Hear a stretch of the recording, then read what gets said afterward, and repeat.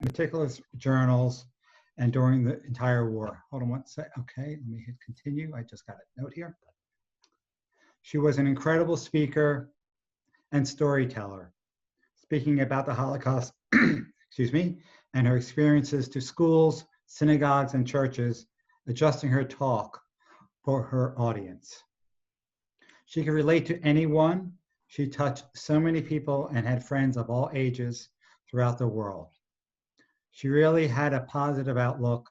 She would turn lemons into lemonade anytime. And she was a great spark of influence to so many. At her funeral, her rabbi said so many wonderful things about her, but summed it up in one word: indefatigable. She participated in life with robust energy. It was incredible how active she was in her various events. In our house, she had a poster that said, "Better to wear out than to rust out," and she lived it every day. She left us just over a decade ago, but her soul and spirit are still within each of her children, my sisters, Nina Israel and Janet Cerrotti, and her 7 grandchildren. Excerpts of Hannah's story has been written in a few books and featured in a full-length movie documentary from one of these books. Rachel, when she was a young adult, took a personal interest in her story, which has set a path that has blossomed into a beautiful career. Rachael is an award-winning documentary photographer, writer, educator, and producer. For over a decade, Rachael has been retracing my mother's journey of staying steps ahead of the Nazis living as a stateless refugee. Not only did Rachael literally trace my mother's journey throughout Europe, but she met with people who knew my mother and helped save her life. It is interwoven with Rachel's own life parallels and perspectives. A year ago, she released a podcast based on her work titled "We Share the Same Sky." Huffington Post awarded it one of the 9 best podcasts of the year. The podcast has also won other awards and recognitions. Recently, it was listed as a reader's pick in New York Magazine. She developed a program being taught throughout the United States and abroad. Rachael has worked in over a dozen countries and has been published and featured in several media outlets. Rachel's memoirs are going to be published in the fall of next year, 2021. She works as a creative producer for the University of Southern California Shoah Foundation. It is truly wonderful to see the next generation, Rachael and others, keeping the awareness of the Holocaust and the personal stories alive, front and center. One last note, last week's Parsha was Lech Lecha, which happens to have been the Parsha that Rachel's Parsha when she became a bat mitzvah 19 years ago. Hard to believe, right? It means go for you, leave and journey. Certainly applicable to my mother.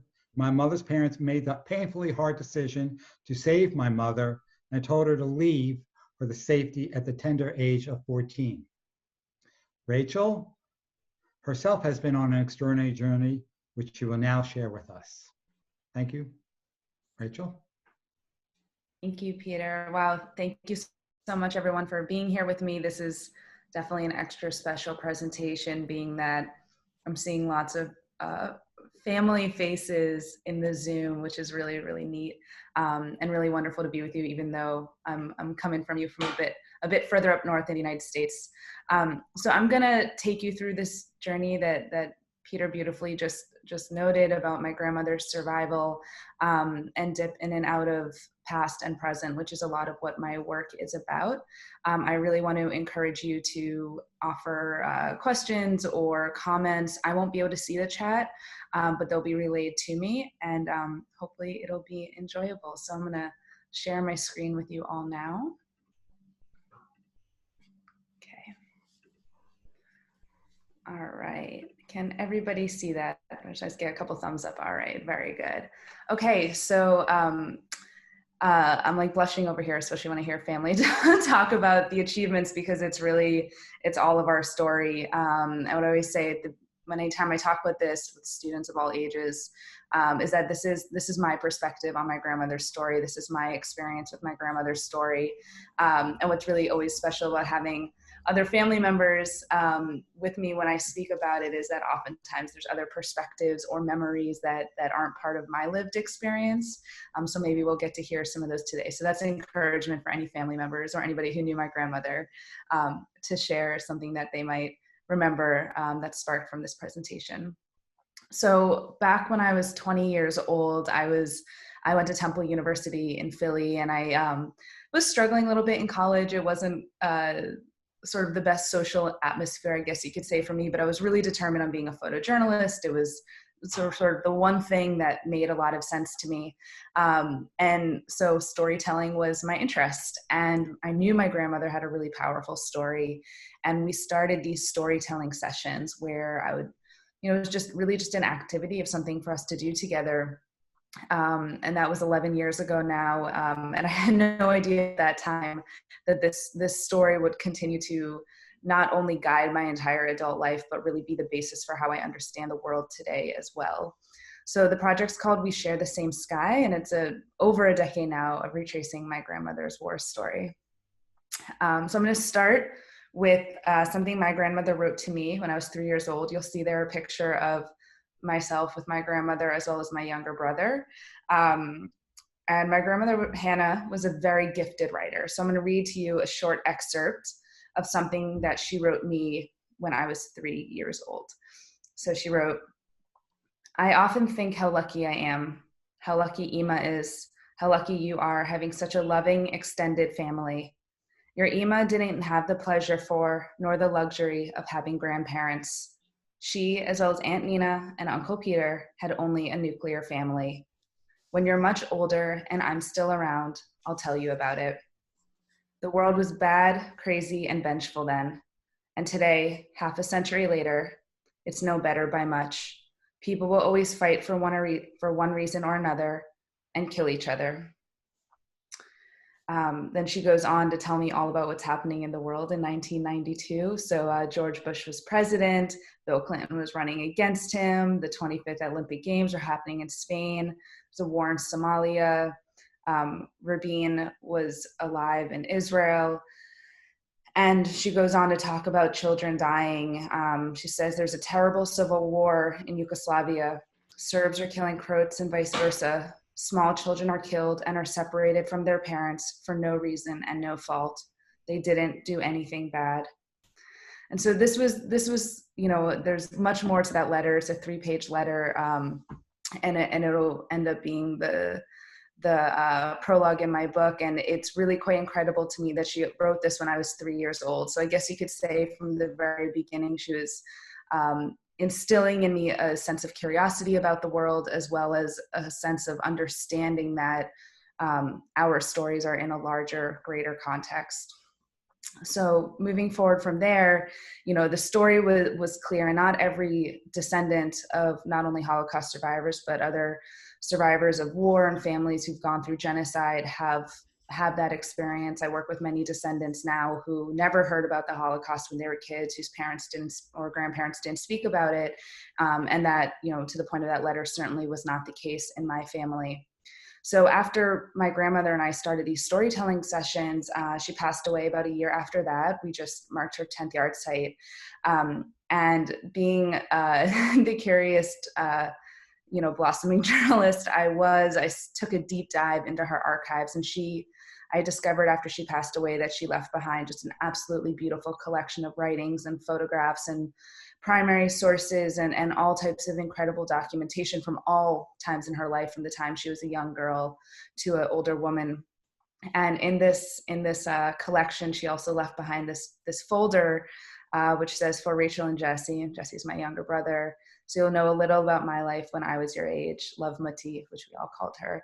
And so in a sense, I could say, how beautifully and meticulously her archive was curated gave me some sense of okayness about working from it and publishing it. And now, as Peter noted, it's being taught in high school classrooms as well as college classrooms around the country and abroad.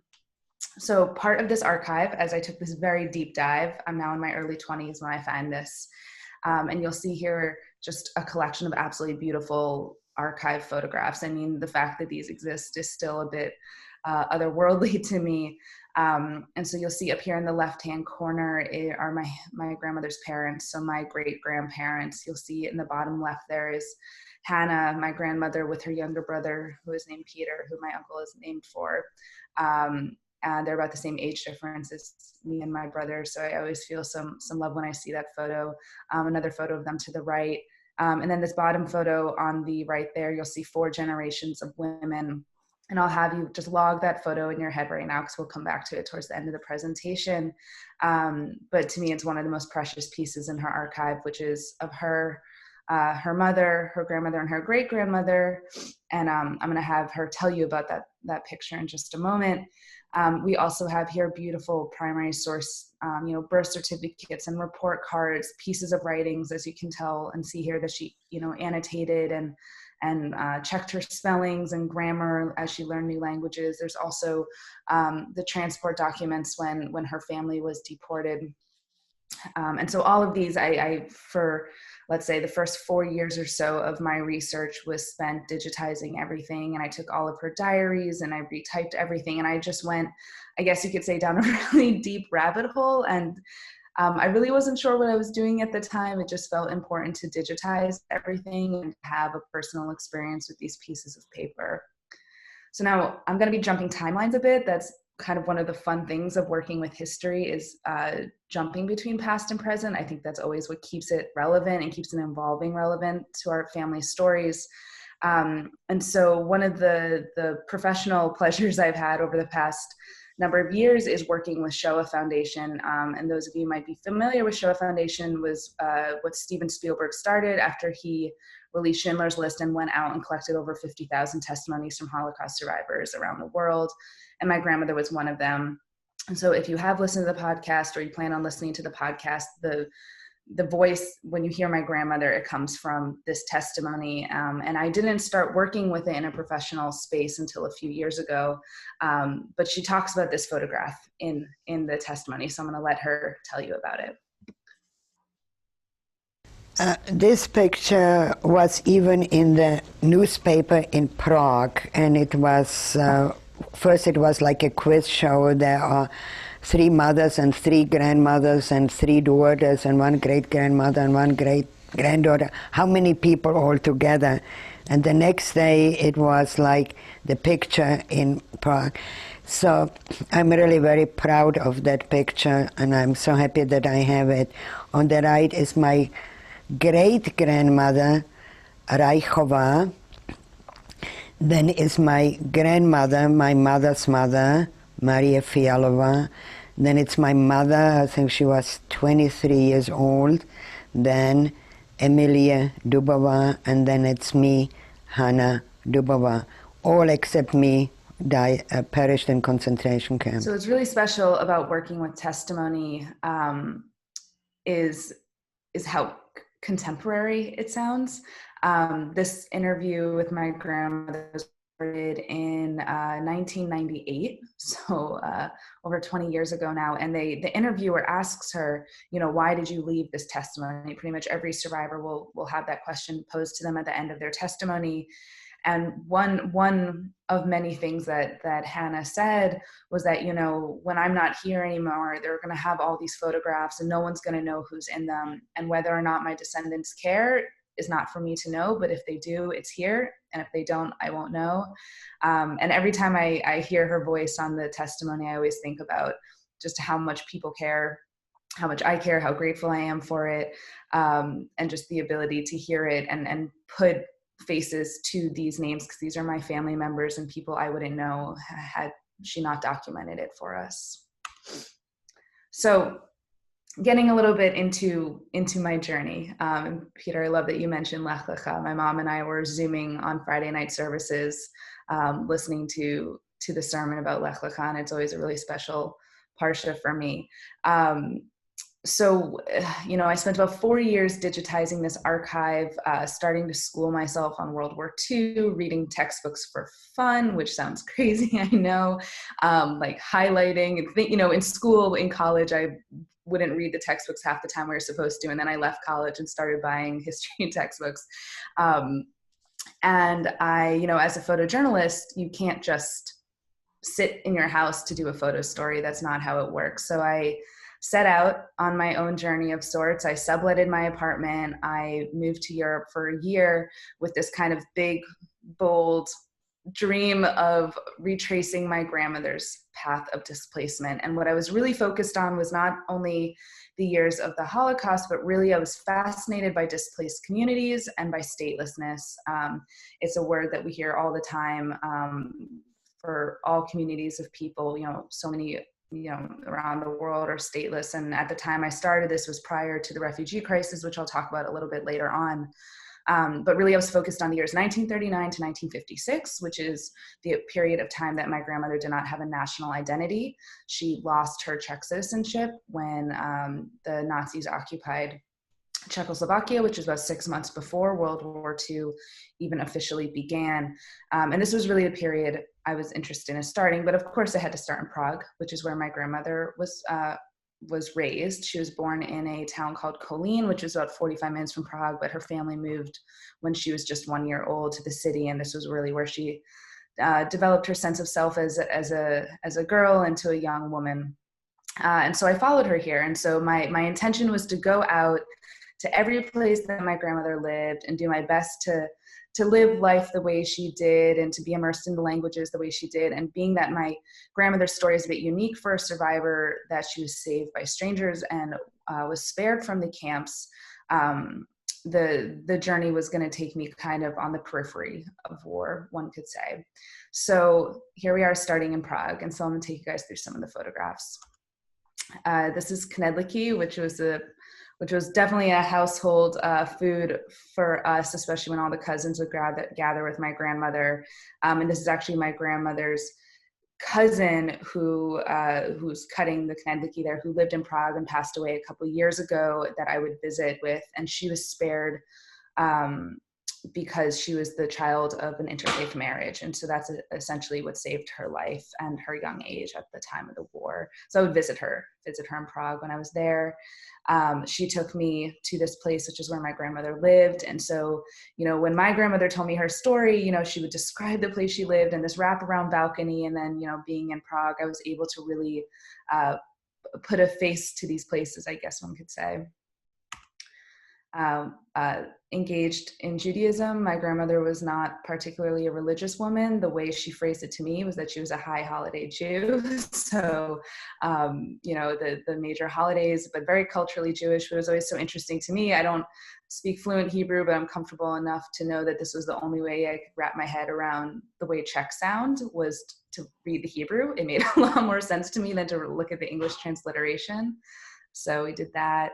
And then of course visited museums and cemeteries and relevant concentration camps for my family history. This is the Pinkas Synagogue in Prague, if anybody has been there, which is all the walls are covered with all names of victims of the Holocaust from the Jewish community in Czechoslovakia. And so my family's name, we found it on the wall here.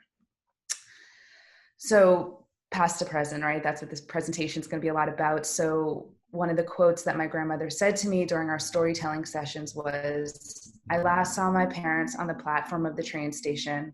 I thought the war will be over soon. I never believed, and I don't think they ever believed, that this is the last time we see each other." And that photograph of the four of them is the last photograph I have of the four of them together. And on the bottom there, you're going to see the train station in Prague. And that's a photograph I took in about 2014. I think it's really important. I teach Holocaust studies to many young people now. And one of the things that I think is really important to talk about right at the beginning is that when we look at history, we look at it with hindsight. We know what happens next. And anytime you know what happens next, it changes the way that you tell a story.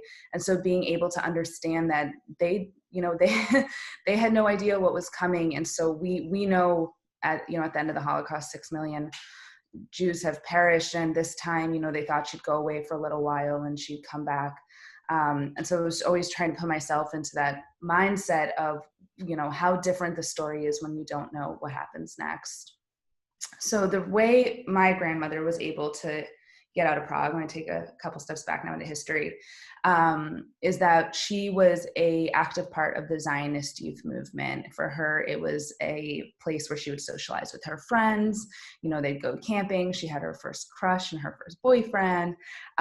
She just really was, they did sports programs. It was my equivalent of going to summer camp today is the best I can understand it. And by virtue of being part of the Zionist youth movement, my grandmother had the opportunity to leave Prague on a rescue mission, which was, as she called it, a lottery ticket out. And so in October 1939, 1 month after the war begins, her parents put her on a train along with a number of other of her peers. All the parents leave them on the train, and they're being sent to Denmark with the intention of going to live on a farm to learn agricultural skills, with the longer goal intention of eventually getting to Palestine and soil the land and create kibbutzim. But the first step was out of Czechoslovakia as soon as possible. And so that is the way that my grandmother was able to leave.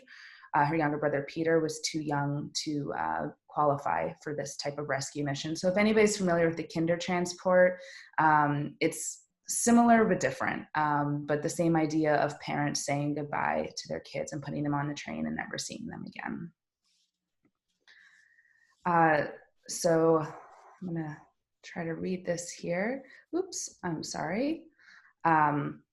I'm having a hard time reading it with the Zoom video here, so I'm going to pop out for a minute just to read it to you guys. And so it says, how much anxiety, energy, and weight was spent in obtaining this document, which does not even have my proper nationality or my name. There we go. My father and I stood for 48 hours in Gestapo headquarters in mile-long lines to obtain an exit permit for me, stamped in the issued passport. We found out that it is a German passport, as Protectorate Bohemia and Moravia, as we already were under Nazi occupation and lost our independence. My name was not Hannah, but Sarah, as all the Jewish females are renamed Sarah and the Jewish males Israel. The passport cover and all the following pages had a huge red J across, indicating Jew. So I just want to put it back on so I can see you guys again. There we go. So, as I said, I had to go out. I had this big idea of I need to follow her exactly the way she did it, which meant taking the same modes of transportation and going in the same direction. So after about a month or so in Prague, I took a train through Germany, got to this small place called Warnemünde, which is right on the coast, which is what my grandmother did. And from there took a boat over to Denmark. And so really I was very intentional, to the best of my ability, to travel the same way my grandmother did, within reason, and also under the complete knowledge that everything is different now, but I really wanted to be able to kind of see the places and feel them. And it was always really interesting that, I had spent all of these years prior studying her words and retyping her diaries and learning her stories like they were my own stories.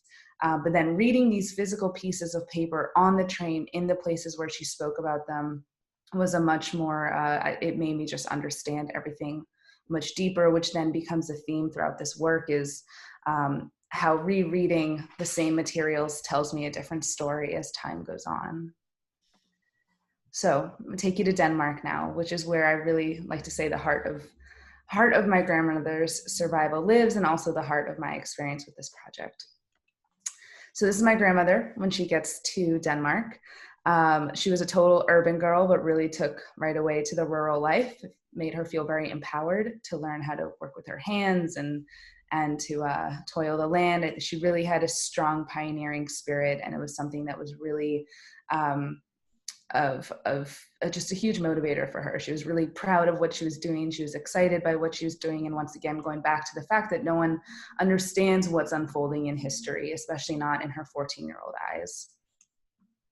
So here you're going to see just a collection of photographs from from the kids of the Zionist youth movement in Denmark. And now if we were all together in the same room, we would do this activity where I would show you these photographs and I would ask you to call out or name what you see. It's an activity that's as interesting to do with my 6th, 7th, and 8th graders, high school students, college students, as well as adults. And oftentimes it's the same, kids camp, fun, countryside, playing. And I would say not once in all my years of teaching this story and sharing this story has anybody ever said refugees.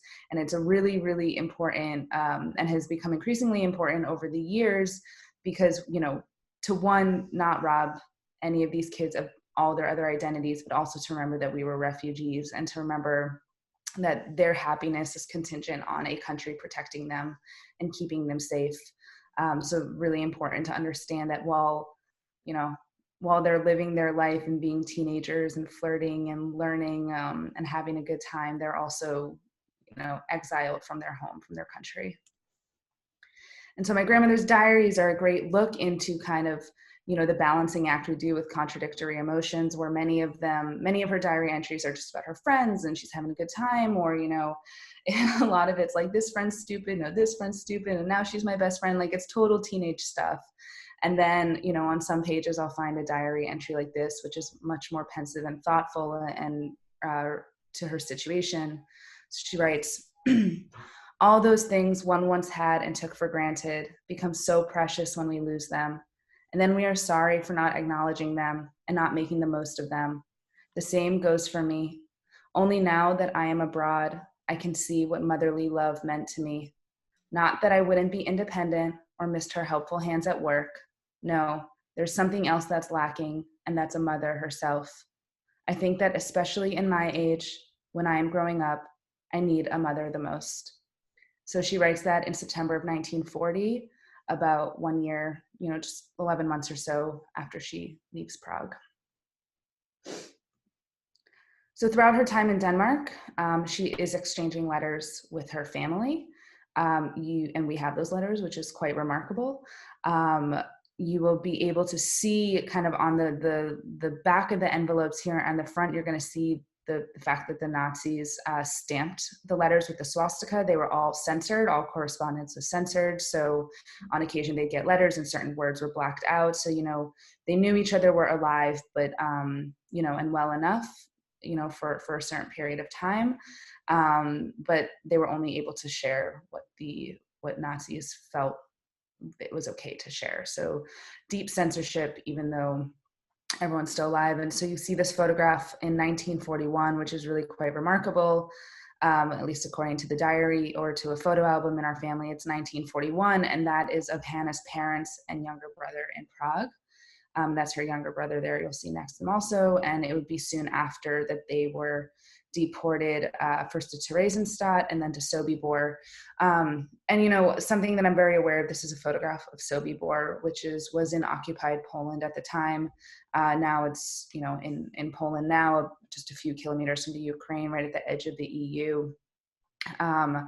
And I've been, similar to how my grandmother was spared, I, as a descendant digging into my family history, also have been spared in some way, where I say, my grandmother's story is a beacon of light in a very dark history. And to say that when she lost everybody is wild. To understand that that's the bright story, was the fact that one person survives. But of course it felt necessary to visit, and of the utmost important, to go to these places of mass murder. And you'll hear about that in the podcast as well. And understanding and that the fact that her story isn't a story of light unless you understand how much darkness surrounds her. So I won't talk about much of the concentrations or extermination camps in this presentation, but just making sure that, that is what makes her story hopeful, was that she was the lucky one in an incredibly dark period. So, her parents are deported while she is in Denmark, and that's when the letters stop coming. Some of her diaries and her storytelling tell me a little bit different time frames of when the letters stopped coming, but we know that they were deported in 1942. So around this time, Hannah is moving from farm to farm. The program that she was on essentially gave these kids, they call themselves the Chaverim, which means friends in Hebrew. That's what they refer to themselves as. They would have 6-month contracts with families, foster families. And for my grandmother, some of the families she was with were wonderful.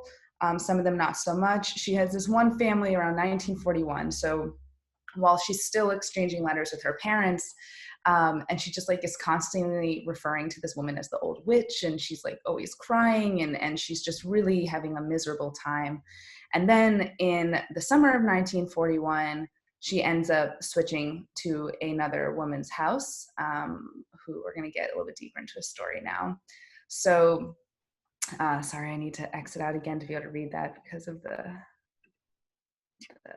Zoom. So she ends up getting to this woman's house named Jensine, and she writes to her parents, and this is one of the very last letters and pieces of correspondence I have of her writing to her parents. And she writes to them, "You cannot imagine how important is a place where people live, how much influence it gives, how it is transforming. Here I am walking every day and singing, and I do not miss anything. Of course, it is not perfect, but when I came here, I felt like home. It is so fine, like at home, so fine and trustful and open. I don't have any other word than home."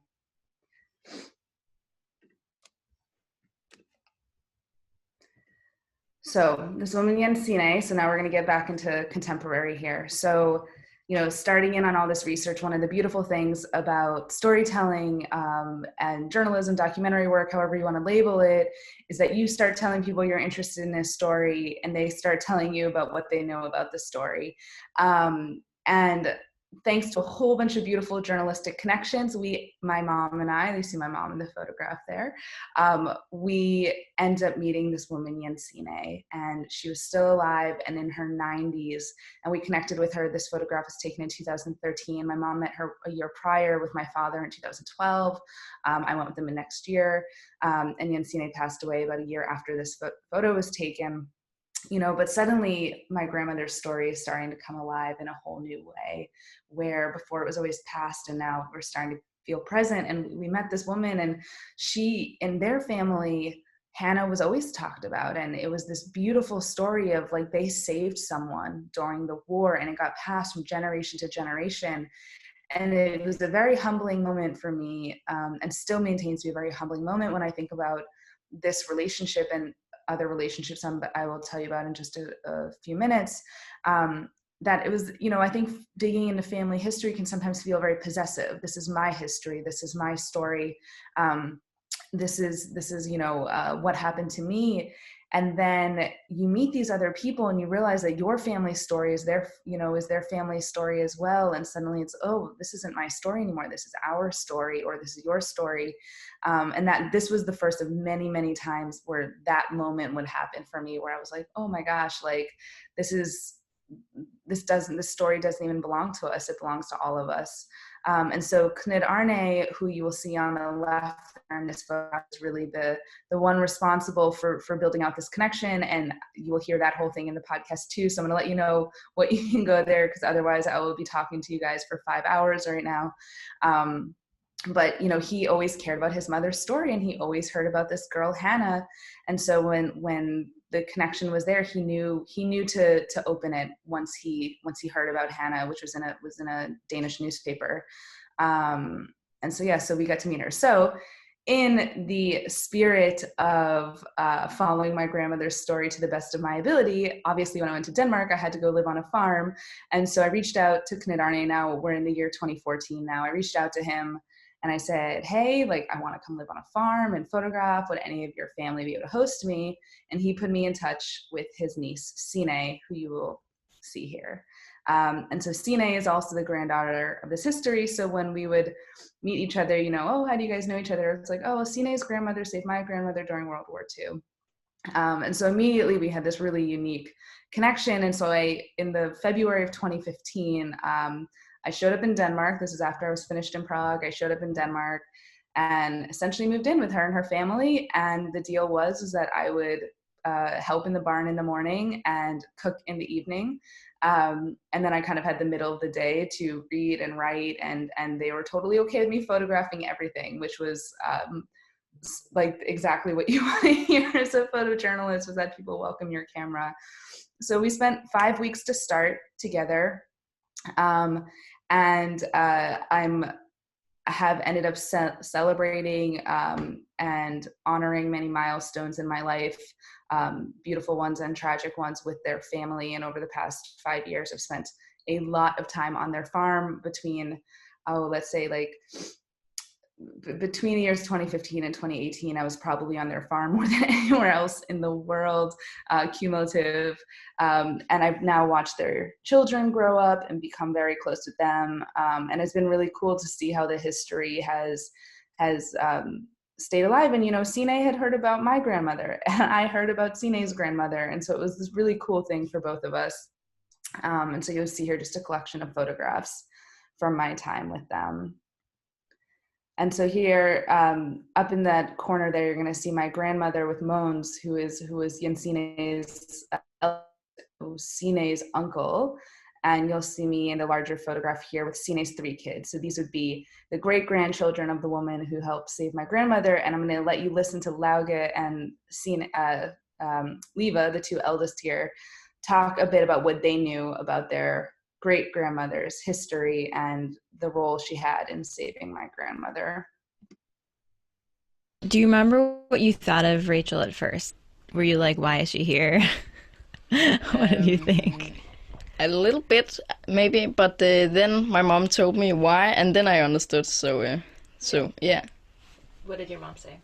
She said told me the whole story about my great grandmother and all that, and then I understood. What's the story?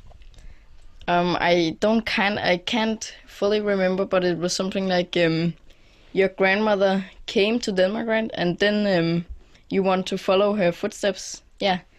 And so she lived at our grandmother's. No, not grandmother. Hvad hedder mormor nu? Great-grandmother. Great grandmother. Yeah. Under the Second War. World War II. So, you know, it's pretty neat, because when I came into these kids' lives, they were quite young. Now they're teenagers, and I don't have kids of my own, but I have that feeling where, like, now I understand my mom's friends when they're like, oh, I remember you when you're this age, because now I like look at these kids, I'm like, oh my gosh, you're like like when I first met them, they didn't speak English, and now they're talking about their family history in English. But it's really cool because the very present relationship that we all have with our family history is now being passed down to them. And so me sitting at dinner with them in the evenings, or cooking for them, or hearing me and myself and their mother talk about our grandparents just keeps all of that alive and growing and continuing to be a relevant part of our present day. So my grandmother Hannah is with this family for quite a while, and eventually, you know, starting to understand, okay, the war is not going anywhere. Schooling being taken away from her education being taken away is what she said was the start of the war. And that happened prior to the war actually officially beginning. And, you know, that was when she was 13 years old, was that her education, you know, Jews were not allowed to go to school anymore in Czechoslovakia. So she's saying to herself now, you know, she's 16, she wants to go back to school, she wants to learn. And so this is very much my grandmother. She just takes life in her own hands, and she starts writing to boarding schools in Denmark, because that really was the only option for women, were finishing schools. And so, which is like to teach like good hygiene and house skills and things that are a little, you know, to my generation feel very antiquated. And she essentially says, I'll be the custodian if you let me learn. And so one school eventually says yes. This is some of her classmates. And so she ends up going to school with girls of really the upper class. And, you know, the irony was not lost on her that she was a servant, a maid, a custodian, however you want to call it, in a school that was essentially teaching you how to have a maid, a servant in your home. And so in the morning she would wake up and clean the toilets, and then she would, you know, at 8 a.m. And as she said, she was like really a true Cinderella, was how she put it. And, now we're well past the letters stopped coming from home. News, it's not like today. They didn't have news all the time, but rumors were starting to spread about concentration camps. She understood that her family likely was not alive. And Denmark, which I don't have time to go into the whole history right now, but Denmark was an exception during World War II. Denmark had a relatively light occupation. It was occupied in 1940. So the kids that Hannah came over with from Czechoslovakia, they went from being occupied in Czechoslovakia and a year later being occupied in Denmark. But the Germans were pretty kind to the Danes. First and foremost, they saw Denmark as being an example of an ideal protectorate. Mostly with blonde hair, blue eyes. And of course, there's like any war, finances and money play into how people treat each other. So Denmark was producing a fair amount of food for Germany. And so just from a logistics standpoint, it was in Germany's favor to keep peace and calm in Denmark, and therefore the rounding up and the deportation of Jewish people was not high on their list, because what's very, very important to understand is that Denmark had, prior to the war, a very strong humanistic set of values.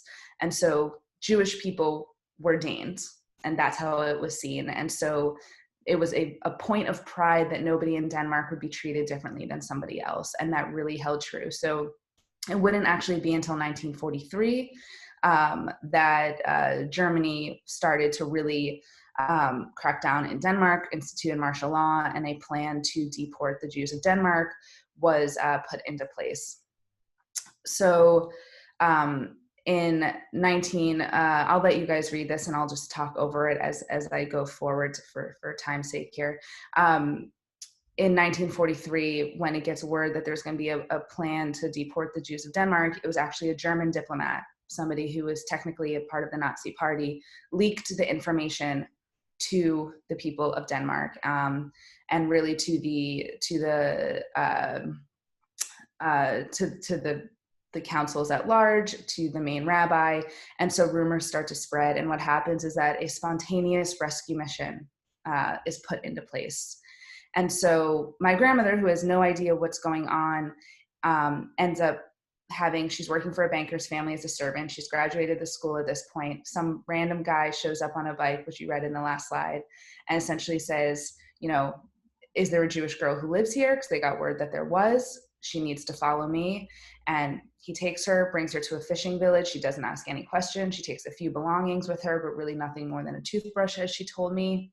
And she gets hidden in a church tower with a number of other Jews. And at this point, there had been that same German diplomat, which is incredible that, when we talk about what we assume of bad and good, here is somebody who used their privilege within the Nazi Party to do something good for the Jewish people, had also gone to Sweden to make arrangements for the Swedes to accept all the Danish Jews. And so in the matter of 3 weeks, roughly, nearly 8,000 Jewish people, as well as members of the resistance, were illegally ferried from Denmark to Sweden, and Denmark ends up saving 95% of the Jewish population. And my grandmother is one of them. And it's another time when unsung heroes saved her life. She didn't know who these people were. There were many times they didn't have to take her. They didn't have to risk their lives to take her, right? Because it's not only people that were, the Nazis deemed not worthy of life that they killed, but also people who helped them. So it was very clear that in other countries, anybody who helped Jewish people would be murdered as well. And not only them, but their families and sometimes their whole villages. So really these people were absolutely not only risking their life, but risking the lives of their communities. And yet everybody took part in it. And at this time, just being quiet about the rescue, keeping it a secret, was a form of resistance. So Denmark is a strong example in the history of World War II of what happens when people stand up for each other, which is one of the reasons why this story has become a center of my work. And you'll hear a full episode on this in the podcast, and you'll hear my grandmother tell it for herself. So in keeping with my grandmother's story, of course I have to go from Denmark to Sweden. I did not go by boat though. Now there is a bridge, so it takes about 20 minutes to cross over. But one thing my grandmother told me about this rescue is that when she was on this boat being smuggled across, she was about 18 years old at this time. She didn't know what she was running from. She didn't know what she was running to. But there was this famous rabbi and his family on the boat. It's Rabbi Marcus Melchior, and he would go on to become the chief rabbi of Denmark, and his kids would be the chief rabbi of Denmark, and his grandson would be in the Knesset and in Israel, and become the chief rabbi of Norway. It's a lineage of rabbis at this time. So when I went to Denmark, I had to meet all these people. One of the goals of was not only traveling to all these places, but really trying to find my present day connections to my own history. And so Bent Melchior, who was a 14-year-old boy, part of the Melchior family on the boat at this time with my grandmother, who went on to follow his father's footprints and become the chief rabbi of Denmark, who's still alive and well today. I ended up walking into his house. And so this is Bent, and I'm gonna let you hear him talk a little bit about the rescue and the importance of this story. And so I walked into Bent's house, around the time I first met Sine, so over 5 years ago now, and I always joke to him that he just thought I was some random journalist, and I kept trying to tell him, I was like, no, you and my grandmother, you guys escaped together. And so over the years, we have become very, very close, and he has fully agreed to be my adopted grandfather. So just like Sine has become family to me, Ben too has become family to me. So I'm gonna let you hear just a short minute-long clip of him talking about the rescue and why he continues to go into schools and talk about this history. Well, the story of October 43 is a unique story. And to be honest, there was a time where I thought I had told the story so many times that I would say enough is enough. But I realized that what happened was not just a question that I was rescued and I survived, and so did my family. It was a question of some human endeavor that was different from what we experienced in other countries. And therefore the story should be told.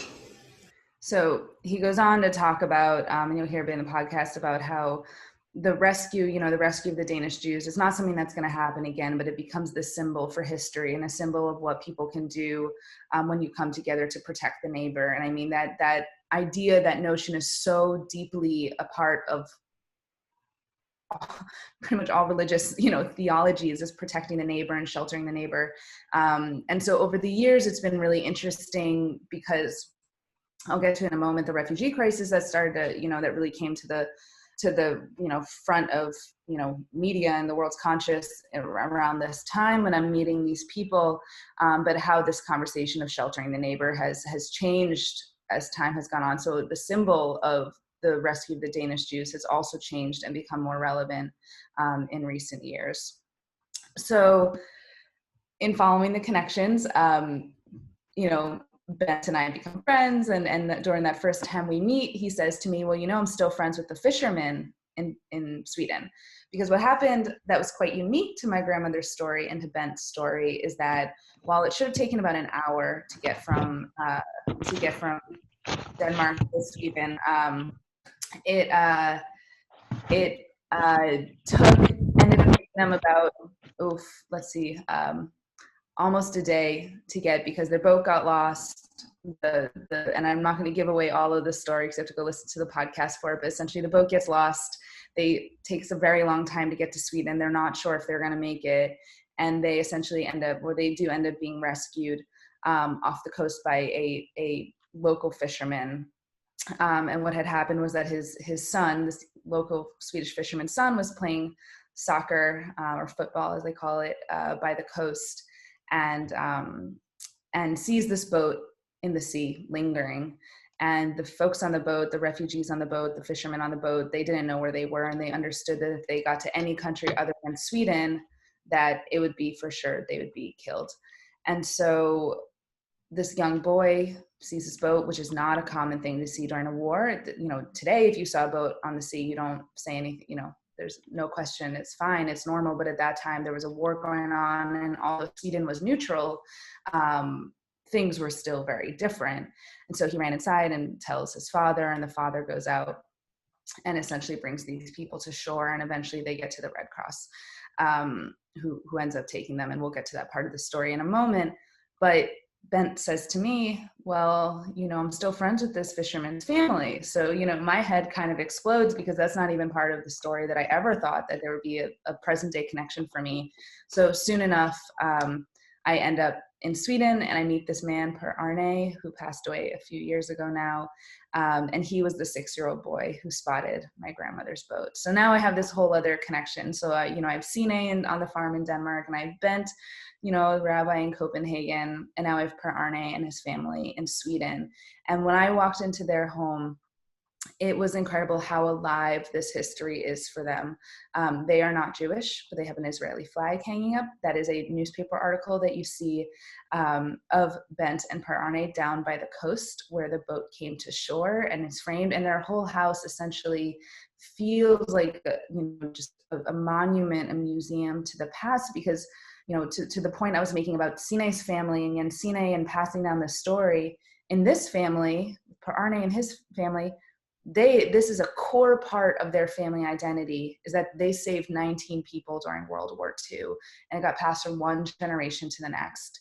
So once again, it's that humbling feeling of, this isn't my history, this is all of our histories. And there was no, it's not like they didn't have to do that, and they did, and they also didn't have to share that lesson with the next generations, and they chose to.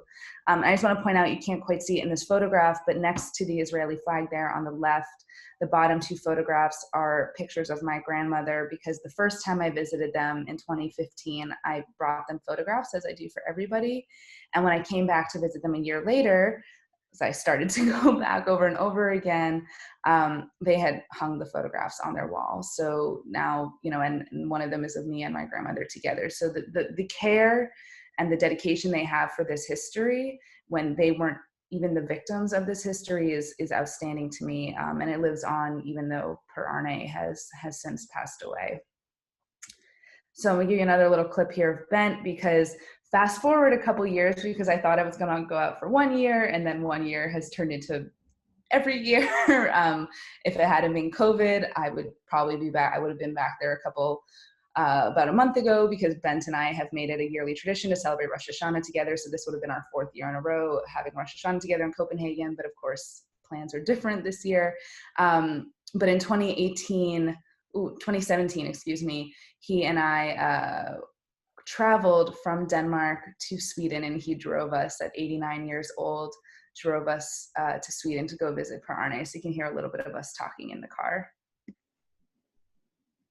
I want to note that we are crossing the Baltic Sea right now, and you crossed the Baltic Sea with my grandmother almost 75 years ago. It's pretty incredible.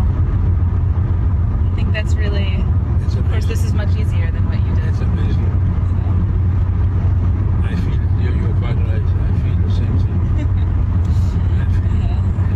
And I'm so glad that you accepted to go over with me. Oh, I'm so glad that Because it gives this trip a deeper context. He says it gives the trip a deeper context, and that certainly was true for both of us. And one of the quotes he said to me, which reverberates more and more so every year, was to stand there at the shore and realize that had we not at that time reached this place, we would have ended up at the bottom of the sea. And that is something that he and I talk about quite often these days, about how by chance it was that he survived. And by he, my grandmother with him. So moving into Sweden, my grandmother ends up building a life in Sweden over and over again. So now this is the second time during the war that she's in a new country. She, meanwhile, has kind of lost connection with her friends that she came from Czechoslovakia with, although they also all made it over to Denmark. But because she had chosen to enroll herself in a school, she sort of lost connection to where they're at. But she gets to Sweden, she does the same thing. She writes to schools and says, hey, can I be a custodian so I can learn? She ends up getting admitted to a nursing school and almost ends up getting her nursing degree in Sweden. So I'll let you guys read that as well as I talk over it. But the idea is that back in the 1930s, when it became clear that it was time to flee, which, you know, I think many families talk about, you know, when is it time? When is it time? And really after Kristallnacht in 1938 was when you saw a huge surge in the attempt to get visas out.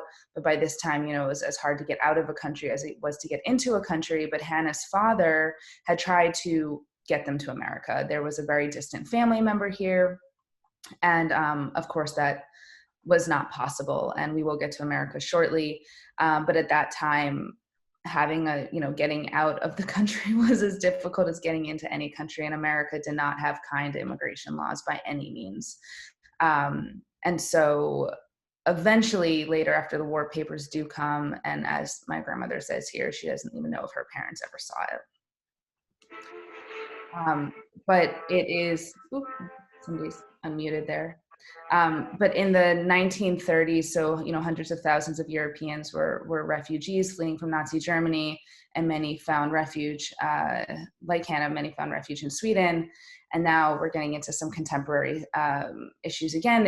In 2015, over 160,000 people applied for asylum in Sweden.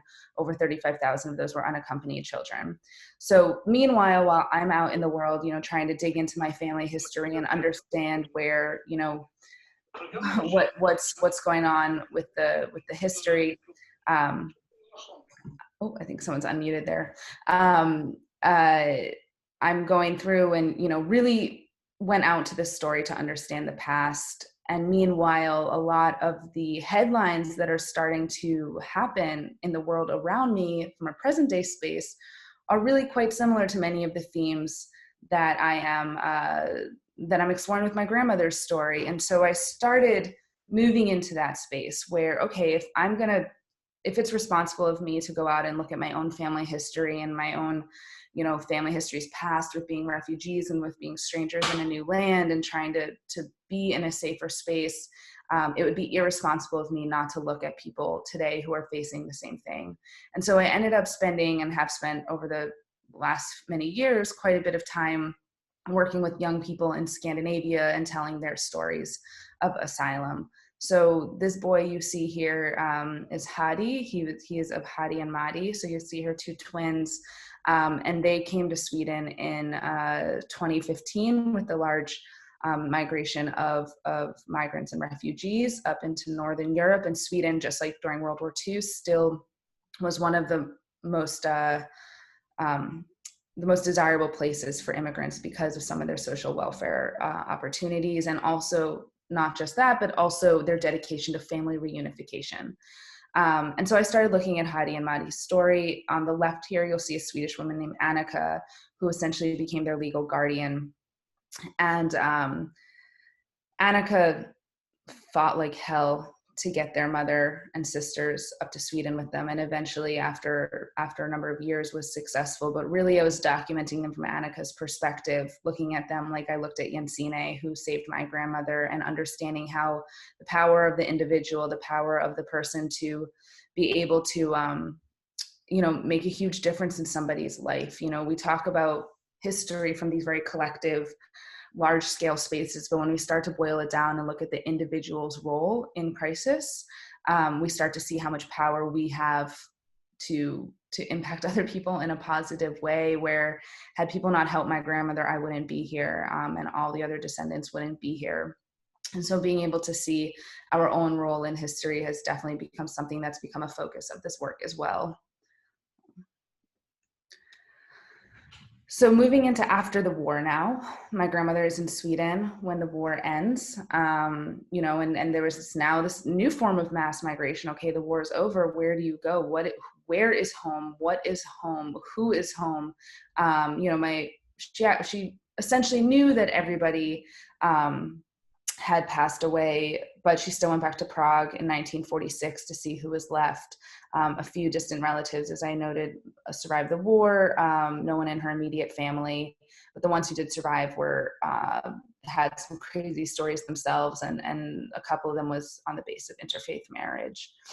So these are just some photographs of my grandmother after the war. Which for me, it's nice to see life after the war. You know, I think a lot of why we gravitate towards trying to understand these really challenging stories and challenging periods of history is to understand resilience and to understand, how, I think, a big, bold question for all of us is, how do you go through something like this and continue on to live a fruitful and full and happy life? Because my grandmother certainly was happy as I saw her. So once again, I'll let you guys read this as I talk over it.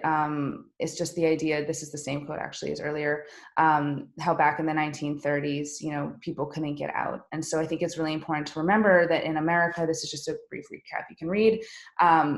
When we talk about the history of World War II, we forget or perhaps don't spend enough time, in my opinion, talking about how different the narrative is from each country. So even if you just look at the start of the war, when different countries were invaded, I was down a number of years ago in New Orleans at the World War II Museum, and the story essentially starts with Pearl Harbor, and by that time Europe was already fully engulfed in a war. So, paying attention as we talk about history to where the story starts and how it starts, I think is really important, because if we're all coming to this history from different starting points, the conversation, how do we move forward when we don't share or aren't, aware of where each other are at the beginning of it. So Hannah, trying to get to America now because the war's over, what is she going to do? And these papers that her father had applied for coming back into the picture, and she has some people in Sweden who help her. And of course, I'm skipping a few things here for time, but by the time 1950 comes around, she's given a visa to finally get to America. And at that point, she was like, I don't really want to go to America. Like, she had a life that was full in Sweden and she was happy there. But she felt as though, as many people still do, that when you have a chance to go to America, you go to America. So that's what she did. So this was part of, stuff from her archive here, her papers, her opportunity to come, her transportation papers. I will admit that following her footprints, I refuse to take a boat from Europe to America unless I have to. I'm not a big boat person, so I opted to fly. So that's my grandmother around the time she immigrates to America, which I love this photograph. I think it's a very classic photograph of this era. And, it's amazing. I have all this documentation from earlier in her life in Europe, her teenage years, and I actually have much less from America, but I do have this one photo album which shows her in Cincinnati. So this family that her father had applied, and we're getting towards the end of the story here, guys. So, but her family, who her father had applied to get the visa to come to America, they were the ones who essentially wrote her an affidavit, who did write her an affidavit when the time came in 1950. And so the way it worked then was that where your affidavit came from, whoever was to sponsor you, and this is still how America works, you most often needs me to sponsor you, you had to go to that part of the country. So Hannah had to go to Cincinnati. And now while she was in Sweden, prior to this, she had gotten a job at essentially in an engineer's office, and she met somebody there who was a exchange student from America, from Kentucky, and it was the first Black man she ever met, and they befriended each other, and he started to teach her English and she started teaching him Swedish, and she told a story of riding on his motorcycle, and it was the first time she ever rode on somebody's motorcycle, and she just really admired him, and they became very close. And so when she told him that she had this opportunity to go to America and she was going to Cincinnati, he said to her, will you please take some gifts for my family? They're right across the river in Kentucky. And she said, of course, absolutely. So now going back to just what I said a couple of minutes ago about history, all of us living in different histories depending what country we're in. Now Hannah's coming from being a victim and being a refugee and stateless for many years into a country that she doesn't really know anything about culturally. And so as you can imagine, America in 1950, especially America in the South in 1950, there's and to this day, there's a lot of issues with racism and racial prejudice. So, but she doesn't know any of that. So she gets to America, and she has no idea, and she has these gifts, and she's going to go and bring these gifts to this family's house. And she essentially tells her host family, who are distant family members of hers, who know about everything that happened in the Holocaust, who understands, that she's the only survivor in her family. And she says, I want to go deliver these gifts to the family, and they know what neighborhood this family's in. They say, no, you can't go there. It's, it's the Black neighborhood. And she's like, well, what do you mean I can't go there? Like, what are you talking about? And like the whole idea doesn't compute to her, because racism is something that's taught. It wasn't taught in Europe because they didn't have that, they didn't, honestly, there weren't other races there. There were white people. And so she was not conditioned to see racism in the same way that many of us growing up in America are taught about racism. And so she says, well, I'm going to do what I want to do. I've been on my own for 11 years. You can't tell me I'm not going to go, deliver these gifts. And there's some back and forth. And eventually they say, okay, you can go, but we're going to send our son Joe with her. So this, guy in his 40s goes with her. Grandmother's about 26 now. She goes, she meets her friend's family member on the square in Cincinnati, and he's, thanking her profusely. Thank you for the gifts. Thank you so much. Please come to my family's house for dinner. We would love to, host you. She's like, oh my gosh, amazing. I would love to come to your house for dinner. And Joe, her chaperone, says, you're not going to these people's house for dinner. There's no way. And she goes, well, I am. I'm going to do what I want. Once again, been on my own for 11 years. And my grandmother was beautifully strong-willed in this way, sometimes embarrassingly so as our grandchildren. But looking back on our history, it's beautiful. And so she says, I'm going to go. And her chaperone, this guy Joe, slaps her in the middle of the town square. And she said that was the first time anybody had physically abused her.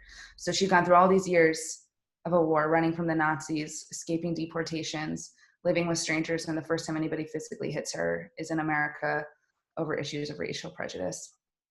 So she still goes for dinner, and she gets back to the house later that night, and they've put all of her stuff on the porch and kick her out of the home. And so now she's homeless in America. And she picks herself up and she dusts herself off and finds herself a boarding home, and she goes to live in it. But she says this quote to me. So now I ask you, someone who's never met me in Denmark, rescues me during the war, and then someone who's vaguely related to me in Cincinnati, who knows all about the Holocaust and what I went through, kicks me out because I met a Black man on the square. That is what I had come to America for. So you can, I remember when my grandmother told me this story, and you can hear her tell it in the podcast as well. This was our last storytelling session a couple weeks before she passed away. And I remember sitting there kind of stunned because, you grow up hearing about the Holocaust and learning about the Holocaust in school, but no one had ever talked to me about what it was like for someone to arrive in America, for someone to, for this experience. And I mean, being how important and aware we need to be of how racism is still so rampant in this country, to understand the history of what our own ancestors, our recent ancestors, this is, we're talking 70 years ago that this happened, and that, I just felt like, well, this is so important. This is part of the Holocaust history. This is part of my history. And I really credit this story to being the story that made me realize that I didn't know enough and that I needed to go out. This was always the story that shocked me. This was the story I just didn't know and felt like it was the one closest to home for me. And so I'm really grateful that she felt it necessary to tell me this story. I also I'm really grateful she felt it necessary to put it in her Shoah Foundation testimony for other people to hear, because we need these narratives that expand what we know about our own history. So I encourage you to definitely go listen. It's in the final episode of the podcast. You'll hear this story. So my grandmother stays in Cincinnati. We're getting close to the end here. She stays in Cincinnati for 6 months. She doesn't like it. It's too hot for her. I've been coming from Sweden. And so she'd always heard about San Francisco, and her heart was set on San Francisco from the time she was a kid. She said, she heard about this great earthquake there. And so she essentially saves up some money and takes herself on a journey and takes a train across the country. And so I did exactly the same.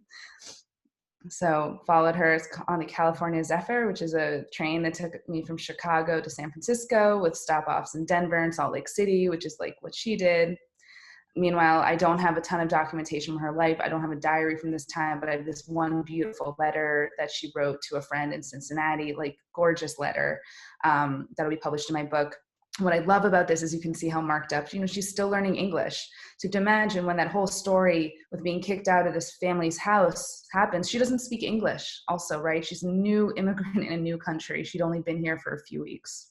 And so to watch her train herself to learn English, to school herself in learning English was really neat. And this was her 7th language when she got here. So, and I'll let you guys read this, and it's just a small excerpt from the letter, but essentially it just is a beautiful look into how strong-willed my grandmother was and how she followed her gut and, you know, went on her own journey and really felt like she needed to make a life for herself. And I think it's a beautiful example of how you don't just live, you don't just survive, but you thrive in a new place, and you have to put effort into thriving in a new place. And she certainly did that. So just a little brief reminder of how big this country is that my travels from Prague to Copenhagen were less than 500 miles via train, and a little bit of boat along the way. Chicago, San Francisco, over 2,000, and that's just half our country. So you can, you know, a lot of my grandmother's writings from this time was just like how big this country is and how shocking it was to her that, you know, she was on the train for hours and hours and hours, and being like, how is this country still going? So it's just some little looks from the train here to see what it looks like. Once travel opens up again, I encourage everyone to do this. It's a beautiful way to see the country. So eventually she gets to San Francisco. This is when she finally feels like, you know, now we're 1951. So 12 years after she leaves Prague as a 14-year-old girl. And she's in a new place, and she's learning to live. And she had this guy that she was dating in Cincinnati. They broke up, and that was one of the catalysts that decided to make her want to go. And long story short, he ends up coming for her in San Francisco and asking her to marry him. And they end up getting married, and we'll get there in a minute. But that would end up being my grandfather, my mom, and my aunt and my uncle's father. But I wanted to come back to this picture, which I asked you to put a little bit of time into in the beginning, when I was showing you the archive photo, and you remember my grandmother talking about it, the 4 generations. So, you know, one of the beautiful things of all these travels that I did was I got to meet all of these people along the ways, and the fact that my travels took over my entire life. I had met somebody on the train just outside of San Francisco who was an older gentleman in his 70s now, who we got to talking, shared a little bit about ourselves, and very quickly realized that we both were artists of sorts who worked with family history, and he painted old photographs. So we met. I ended up interviewing him for a publication I used to write for that had nothing to do with my grandmother's story. He just had a very fascinating survivor story himself of HIV. And a couple weeks later, after I'm back in Boston, after this like year of travel commences, I get a package in the mail, and he ends up painting the 4 generations, which is probably one of the most meaningful gifts I've ever been given in my life, and just brought so much life to it. And this is just a stranger, and he wrote me this beautiful letter about how painting them brought them to life for him. And it really just, I don't know, you know, sometimes you go out on these family history journeys and you wonder why you're doing it, and then people who are total strangers who have nothing to do with the story help provide you with the answer. So I love this. And so now this is hanging in my mom's kitchen now. So back to Hannah's love life. So this is her marriage photo. She gets married in Flushing, Queens in New York City in 1952. Ralph, her husband, convinces her to go out there to get married. She never ends up going back to San Francisco, which she was not thrilled about, but so goes life. And so she ends up getting naturalized as an American citizen in 1956, the year my mom was born. And, you know, so her and Ralph have 3 children. They have 7 grandchildren, and now there's many great-grandchildren in the picture. So really, that's just the Lador Vador, generation to generation. So just want to end here with a quote from my grandmother. So she wrote her own eulogy when in 1996, so about 14 years before she passes away. And I just think it's a really beautiful way to end this, and hopefully have a little bit of time for question answer. She writes, "We all live on borrowed time. Our lives are temporary, and most of us try to do our best to our parents, our siblings, our spouses, our children and grandchildren, our friends, and our community. Some of us succeed for the most part. we do have the strength and the optimism to hope, to go on, to be productive, to be concerned, to love, to discipline, to rejoice, and to support. We are putting our hopes in our children and the future generations. They will have the same struggles, agonies, and pleasures we had. However, they cannot learn it through us. They have to experience all of the emotions, from exhilarating to mournful ones, on their own. All we can do is instill in the new generation a moral fiber, sense of justice, loyalty, love for learning, awe of nature, respect for each other, enjoy life's pleasures, and cope with setbacks.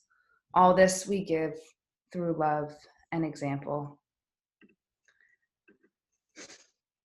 So I think it's a nice way to end. We think about why we move through family history. And I found that there's this deep evolving relevance that happens with our family history. There's what it means for us, but as we see the world change and shift around us, these stories are ever meaningful. The story of the rescue of the Danish Jews was very different for me when the refugee crisis started happening, and I started meeting these other refugees. And in the podcast, you'll hear from a young Syrian man who was lost at sea himself just a few years ago, and how he got through that experience. And it starts to make me see my grandmother's story differently. And to the story about the racism makes me understand the movement Black Lives Matters differently. And I think that's part of our responsibility of being in touch with our own family history, is to use it as a reflector of what's going on in the world today. And I will say that, there's a lot that I couldn't cover, and I just feel like I told you guys a lot, and we'll end with this very short little snippet of the podcast, so you can hear a little bit of it. But there's been a lot of things that have happened in my own life, joyful moments and tragic moments over the past many years, that have really changed the way I've seen my grandmother's story. And in this presentation, I don't talk a lot about grief, but grief becomes a very heavy theme in the podcast and the book, and understanding that, I could see my grandmother's story as a big set of travels, and that's the way she told it to me. She told it to me with a lot of levity, with a lot of cultural intersect, in a way that almost felt like an adventure.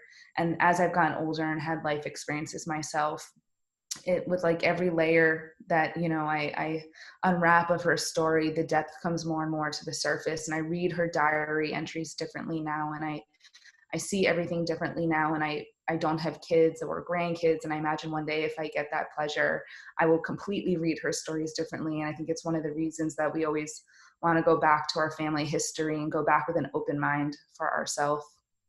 So I'm going to just play you guys a short, about 3-minute clip. That's the start of the podcast. You'll recognize Bent Melchior's voice to start it off. And after that, we can have some conversation, and I look forward to hearing what you have to share as well.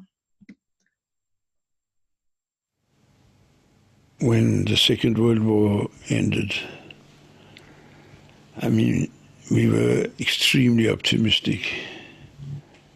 That was still even before we heard terrible things that happened in the camps.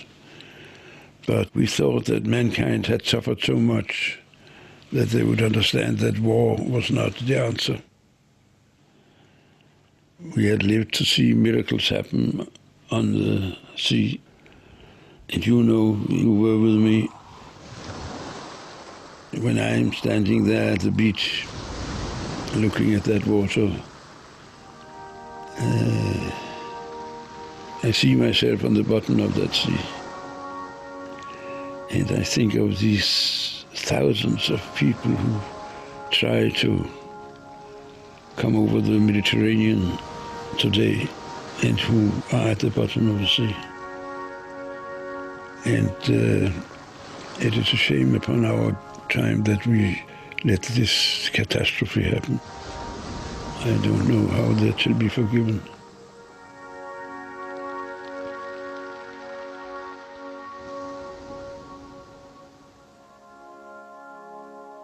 In most ways, my grandmother lived an ordinary life. She had 3 kids, divorced once, married twice. She was a custodian, then a nurse, then a teacher. When her kids graduated high school, she rented out their rooms for extra income. She swam in any water she could, no matter how cold. And she ate fire. She'd do this magic trick where she'd take a match or a birthday candle, light it, and then stick the flame in her mouth to put it out. As a grandmother, she let all us grandchildren make her these disgusting concoctions that she would promise to drink. Turkey fat, milk, hot sauce, orange juice, juice of herring. We'd pour it all in. Then we'd run over to her, drop a little garnish on top, and in front of all our parents, present her with our cocktail. She'd take the glass and chug it, the whole thing, then hand it back. Anything to make us laugh. Her face looked like mine, but older. In 2010, she died, in her bed, at home, surrounded by her family. It felt like a normal life, a good life, but there was something different about her. In the back of her head, she knew that she shouldn't be here. She could be in a ditch, in a grave, shot in the woods, buried in an unmarked plot of land. She could have sunk to the bottom of the sea. She could have poisoned herself. There were countless ways she would never have stepped foot in the home she died in. The idea haunted her, especially as she lay on her deathbed. She shouldn't be here at all. Okay. Thank you all for listening. I feel like I just talked a whole novel at you, and I hope, and I look forward to some conversation now. And just thank you again for joining us. I think I'll stop sharing. Yeah. Okay, Rachel, this is Celine. I just wanted to say, it turns out that the chat has been disabled, so people were not able to put questions in the chat. So I guess the way to do this then would be if you can stop sharing, and I'll ask people to raise their hands, and then we can call on one person at a time, maybe. Sure. And I'll unpin the video so you can look at the gallery. And I see Stephen Weiner has a question. And Stephen, you're muted, so you'll have to unmute. Hi there, can you hear me? Yes. Great. Thank you for that presentation, Rachel. It's fabulous. My mother's story is very similar to yours. I'm a child of a survivor. She was 11 when the Nazis invaded Belgium. And I did my doctoral dissertation on children of survivors. Have you ever read the Helen Epstein book? Are you familiar with Helen Epstein? I believe I met her recently, and I know it was like one of the first books written. Yeah, survivors. It's still like the Bible Mm-hmm. of children of survivors, and you should definitely read it. And it really focuses on the unique dynamics and what it's like to grow up in a survivor family. And I would definitely recommend it. It's called Children of Survivors, Children of Holocaust Survivors. Yeah, thank but you. It's your grandmother sounded like a remarkable lady. You're lucky. I am, thank you. And yeah, the podcast, we dig quite a bit into intergenerational trauma, and you'll actually hear my mother on it. We talk about quite a bit about how different this story is for each of us, and she's on this call right now, and she's welcome to pipe in if she wants. But my mom and I have gone back to Czechoslovakia together, we went to Denmark together, sometimes she spearheaded it, now I spearhead it. But we've had extensive, long conversations about just how different the experience is for each of us. And it's important how different it is and important to talk about it. So thank you. Yeah. And I hope that, I always see these like 3G conversations or 2G conversations. I think it's really important to have the intergenerational conversations. I think it's important for everyone to understand how different it is, and then from the families. But yeah, thank you. Absolutely.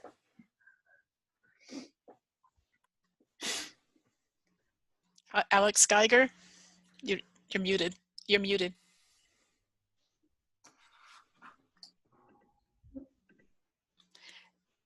Alex, you have to unmute. I'm working on it. Okay, got it. First of all, Rachel, thank you so much. That was wonderful. I was really touched by your story. I'm a 2G person, but it occurred to me that it's conceivable that your mother and my mother knew each other in Göteborg in Sweden. My mother was born in Czechoslovakia, and she lived there until 1943, when she was deported to Auschwitz. And she was one of the lucky ones. She wasn't incinerated. They put her to work in a munitions camp. She was liberated in early 1945. At that point, she was barely alive. And the Red Cross sent her to Sweden, where she was able to recover. And she lived in Göteborg, where your mother lived, for 2 years. And they were almost the same age. I figure your grandmother was born about 1925. My mother was born 1923, so they're 2 years apart, and they lived in the same thing. They're both from Czechoslovakia, both displaced persons. So there's a good chance they knew each other. And I just wish I had done what you did and followed in my mother's footsteps and kind of tried to trace her story. But anyway, thank you for telling us. Thank you. Thank you for sharing. And yeah, my grandmother had, she had a very extensive community of Czech expats after the war, after things were done. So that would be pretty cool. Mom, I see. Yeah. Oh, and you're muted. You're muted, Janet. Sorry.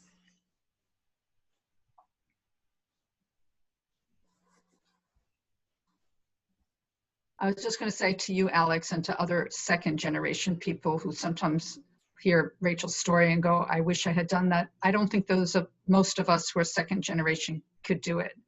It's too close to us.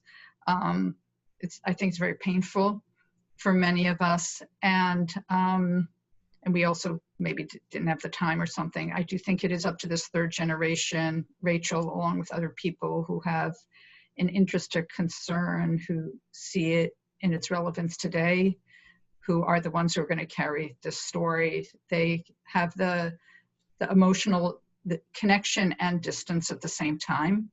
And they're able to move on with their life in a way that maybe we couldn't. So I sometimes hear people like almost upset at themselves. I just want to say, you can't be upset at yourself. It's not something I could ever have done. I carry it, but I could never, both because I don't have the talent, but also because I just could not have done it emotionally to have done that. So we're lucky in our family that Rachel is interested in journalism and photography and took the time to do this, because you also have to have that skill. So she did an amazing job, and she did it on behalf of all of us. Yes. Other questions? I see Steven's raising his hand again. Yeah, just to respond to that, it was a very insightful comment. It took me 10 years to write about my mom's story, and we found letters that she had written in hiding to her parents, and it was extremely painful. So you're exactly right. And when I did the trip back to Belgium, it was excruciating. It was really, really, really hard. So I agree with you. I think it's the third generation can help us in that. I think it's also really important, that I acknowledge it a lot, because I get to, part of my work now with Showa Foundation is that I get to tell other people's family stories, and it's a huge privilege to be able to do that. And when I talk to other 3G, even whose grandparents or grandparent that they're following or looking to research into has had a much more horrific war story. I mean, my grandmother's, the horrificness of her story was very deep. It was very grief driven, as I've, started to unwrap in recent years.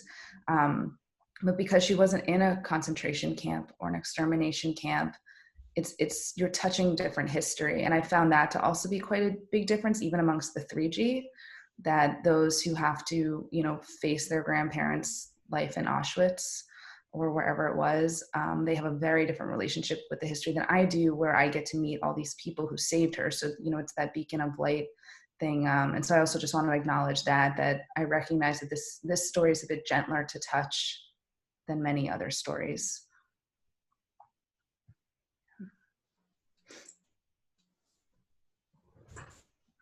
Well, I have a question. I'm just wondering, are there granting organizations that helped you along the way, or with funding or anything like that? Not really. You'd like some then? Yeah, no, I mean, in recent years, it's been a bit different, but the majority of this, no. I mean, listen, I didn't live anywhere for many years. So I cut out the largest expense, which is living expenses, so rent. So that for that first year I traveled from 2014 to 2015, I slept on people's couches. Like I think I paid for housing like 5 nights, and they were all like, you know, $10 hostels. This is not something I don't think I could do it now in my 30s. My back hurts a lot more than it did in its 20s. But also I think that, you know, there was a certain moment in my life where I was outside of, you know, being interested in my family history. I also had this like gung-ho young journalist, you know, put on a backpack and just go out into the world attitude. And now I like sleep and things more. I value certain pieces of the day, eating healthy and stuff like that. But no, so for many years, so I did a crowdfunding campaign, and you know, a number of my family members on this call contributed to it. I've had people supporting this project from the beginning, so I had donations coming in from, you know, $5 from other, you know, struggling journalist friends to larger amounts of people who could offer it. That really, there was absolutely no way for me to go out and travel without that first initial fundraising campaign. And then just every dollar I made sunk into it. I do a lot of teaching, so any teaching money always goes to that. And now in recent years, to make the podcast, we got a Shoah Foundation, and I got a essentially a donation that went through them to work with me on this. And so now it's a little bit, you know, now this type of work is kind of wrapped up in a way, and I'm moving on to other family stories that are not my own. But yeah, this has really been a a labor of love from the get-go. And also, you know, I had huge luck that I found all these people. Like I didn't know Sine and Bent and the Pearsons, like they all gave me a home to live in. They've all over the years, like Sine, they have like guest houses on their farm, and they will let me come and live there whenever I want, and that's free. So it's been a virtue of everyone's generosity and kindness and luck that they care about the story as well. So yeah.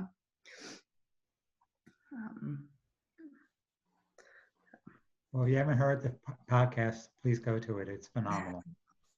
Absolutely. I've heard it many times, and it's just as phenomenal next time. It is absolutely beautiful.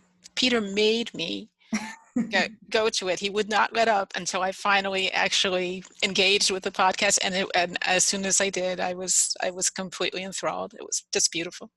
Thank you very much. Thank you. I'd say, you know, making the podcast was the first time that I started dreaming about this story. So I've been working with it for many years, but there was something about sitting, you know, I was socially distancing before socially distancing was cool to make that thing. And, you know, I was just sitting with these voices in my head all day, every day. And it was really the first time I started dreaming about this story and having nightmares about this story was the voices. The audio it's a powerful media. Thank you. Thank you very much. It was an absolutely beautiful presentation. So inspiring, and so much about the power of the individual to make a difference in challenging times. We live in challenging times, so it was the right story for today, I think. So thank you so much. Thank you so much for having me. This was a pleasure. And thank you to all my family who's on the call right now. This is really lovely. Thank you. So we are recording this, and I'm hoping to be able to get the recording on our website. And when that happens, there'll be something on the newsletter that'll let everybody know where it is. It'll be on our archive page, and Rachel, I'll be sure to let you know where that is. And I also want to tell people coming up, we have a program, as it happens, on Jewish genealogy, November 10th. 7:45 p.m. We're going to have from Bethel, Phil Friedenreich and Liz Ravitch, who are going to talk about their own family tree research and help you to get started on doing yours. So please tune in. And thank you very much for tuning in today. Thank you. Thank you. Thank you.